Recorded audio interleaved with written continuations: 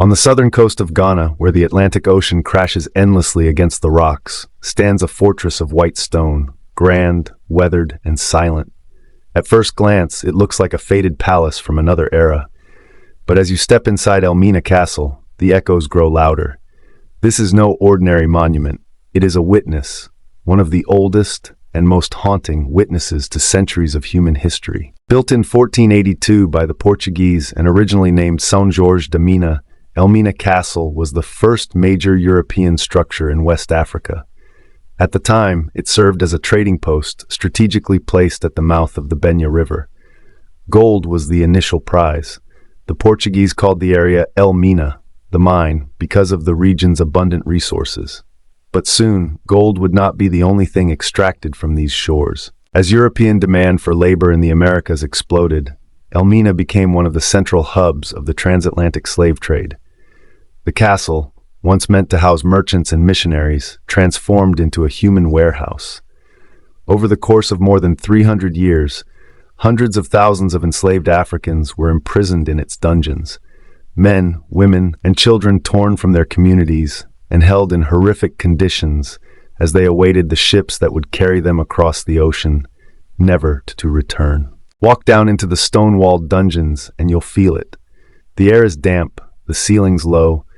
There's no light except what slips through narrow slits in the wall. The walls are scarred by moisture and time, but the deeper scars are invisible. The cries, the despair, the prayers that rose from this darkness. Above these dungeons sits the castle's chapel, where Portuguese officials and later Dutch and British occupants prayed. Just imagine, while hundreds suffered below, hymns floated upward from above. It is a stark reminder of the moral contradictions and inhumanity that can hide behind stone and scripture. And then there's the door of no return, a small arched exit overlooking the ocean. Through this door, shackled people were marched onto boats, forced into the belly of slave ships bound for Brazil, the Caribbean, and North America. For them, it was the last glimpse of Africa, their home, their land, their lives.